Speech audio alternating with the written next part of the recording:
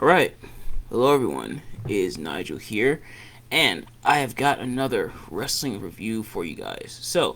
Today's review is going to be about Edge versus Mick Foley at WrestleMania 22, the hardcore match between them. So, of course, as always, not professional wrestling reviewer, wrestling analyst, what have you, just a man who enjoys a good time. And I definitely had a good time watching this match. Now, this match is also fun to watch, just like with Rey Mysterio versus Eddie Guerrero at Halloween Havoc '97. Which, if you haven't already, go check out that review on my YouTube channel. But this match is not like that match. This match is fun and still enjoyable and entertaining to watch, but for completely different reasons.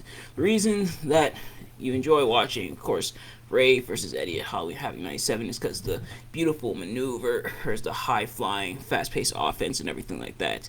This match is fun, but for completely different reasons. Because it is a brawl. It is a hardcore fight. There's weapons, there's blood, there's tables, there's thumbtacks, all the good stuff going into this match. And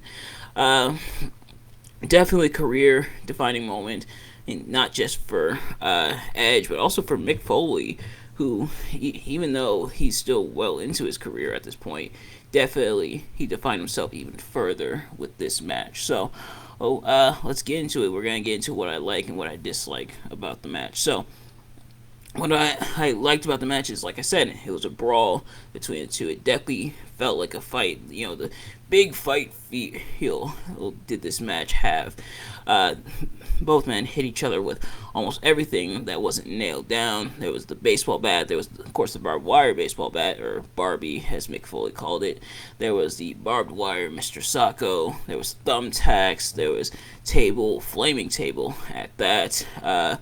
All kinds of stuff that was used throughout this match. Definitely a hardcore feel, and there was blood. If you like blood in your wrestling matches, this match definitely had a lot of it. And or some iconic moments throughout this match. One of them being Edge going right onto the thumbtacks as either Mick Foley or one of his opponents is one to do. Who Mick Foley even went on the tacks himself, putting Edge to the tacks. If it's a Mick Foley match, and it's a hardcore match, not just like a regular match, if it's a Mick Foley match, somebody's going through these thumbtacks. It's either going to be Foley himself or it's going to be his opponent. And both men look really solid here. They're a lot back and forth. Edge, of course, looks like a psychotic heel, psychotic, deadly heel. Mick Foley is, like, of course, the sympathetic, hardcore babyface. And thing is, if you want to look like a psychotic heel, like a psychotic, dangerous heel with, like, the weapons and stuff, Mick Foley's definitely your guy to face. We've seen it with Triple H back in the day. We saw it with Randy Orton in 2004. We saw it with The Rock in 1999. And we're seeing it with Edge here in 2006. And it definitely feels personal in a lot of ways. Of course, up to this point, Edge and Mick Foley had been beefing with one another, going back to no disqualification match. I don't think it was no disqualification. My apologies, but pretty much a match for the WWE Championship between John Cena and Edge, with Mick Foley as special guest referee. Edge lost that match, so of course naturally he took it out on the referee. If that's the case, book Earl Hebner right now to go against Triple H. Speaking of which, rest in peace, Dave Hebner. He passed away yesterday, but. So definitely a lot of personal stakes, and it definitely feels personal with the back and forth and everything. And Lita's there as well. She even gets a couple shots in on her, including the barbed wire Mr. Sacco.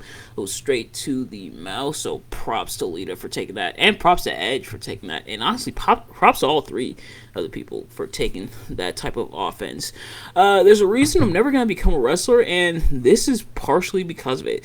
Because I don't really like to get hurt, and I don't really like to bleed. So having to do both in a match like this, is not my cup of tea. So to all the wrestlers out there putting their bodies and their careers on the line, and even their lives on the line, all the respect in the world to you guys, all the props in the world to you guys, honestly. But yeah, so we're seeing that here in this match, and of course, like I said, iconic moments, Edge going on the thumbtacks, and then the flaming table, Mick Foley dousing the table in lighter fluid, but then getting nailed by Lita with the Barbie, then her setting the table on fire after putting some more lighter fluid, Edge then spearing Mick, and then right afterwards, Edge like shaking and convulsing and everything as he crawls over to pin Mick Foley to win the match.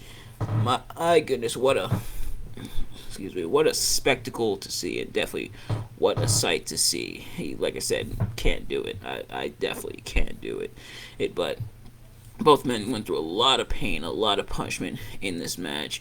It's felt very evenly matched for the most part, and I really enjoyed it. And definitely a career-defining moment, not just for Edge, but also for Mick Foley, who, although he had a lot of career-defining moments up to this point, just added another feather to the cap, which is really solid to see and everything. And it felt kind of undone because Mick Foley would turn heel and just align himself with Edge and Lita later on in the year anyway, but still seeing this was pretty cool. In terms of what I didn't like about the match, and honestly this stuff is going to be more like nitpicky, it really didn't hurt me watching the match at all, is it didn't really, like I said, it didn't really hurt me watching the match at all. It was more so just kind of stuff that I would like, nitpick, ticky-tack, wouldn't really like to see as much of. The only couple things is I wish the match was a little bit longer because I want to see these guys keep going, although 14 minutes of that type of agony and stuff definitely won't be doing that. So like I said, it's really a non-factor. And I think 14 minutes, I think it's about the same length as Ray versus Eddie, speaking of that match. But also, I feel like Lita's involvement in the match is a little excessive. Now, I get it, Edge, of course, is the heel and everything, and him and Lita were like the biggest heel couple on the roster at this point. In fact, I think they were like the only heel couple on the roster at this point, and pretty much every generation has to have like a heel couple. Of course, we got them, we got Rusev and Lana. Later on down the line, we had Lana and Bobby Lashley. Remember that? Of course you don't. We had that. We had Karrion Kross and Scarlett hit before they ruined that. So, a heel couple and everything, and of course Miz and Maurice. So, heel couple they have to have. Just every so often, and of course Triple H, Stephanie McMahon. So we see that here, but I feel like it was a little excessive on her part. She got involved quite a bit more than I would have liked. I'm surprised she wasn't like barred from ringside, although considering it was hardcore match, meaning like no disqualification, stuff like that, no countouts, stuff like that. There's really nothing legally, even within kayfabe, that's stopping her from coming down. But yes, I thought it was a little bit excessive, although honestly, if she wasn't there, we probably wouldn't have gotten the flaming table spot, so there's that. And like I mentioned back when I reviewed Mysterio vs. Guerrero, that's the third time I'm mentioning that, I do apologize, but frame of reference, the commentary kind of a non-factor. It was Jerry Lawler and Joey Styles, and Joey Styles I think was a pretty good choice because he's the face and the voice of ECW, who's known for his calls within ECW. So he's seen the hardcore stuff, losing his, as he put it, this is his words, not mine, his WrestleMania virginity. Only Joey Styles can get away with making that line sound cool, but. Him and Jerry Lawler were kind of just there. They kind of pinged off each other a bit, but it's nothing like spectacular. We did get his trademark, like, oh my god, when Edge speared Foley through the table, but that was really about it. And to be honest, I wouldn't be surprised if that's the only reason he was out there, was just to give that call, which admittedly is not a bad reason, because it's an extreme moment. You're gonna get oh my god from Joey Styles, and that like voice crack type signature line of his. That's what he does. So didn't really surprise me that he was there, but it's nice that he lost his WrestleMania virginity. But be that as it may, hey, that's gonna do it for my review. And honestly, my review of it doesn't really do this match enough justice. Definitely go check it out. Now, there is a lot of blood, so if you're squeamish if blood's not really your thing, then maybe skip this one because there is quite a bit of it. But otherwise, really solid match to watch.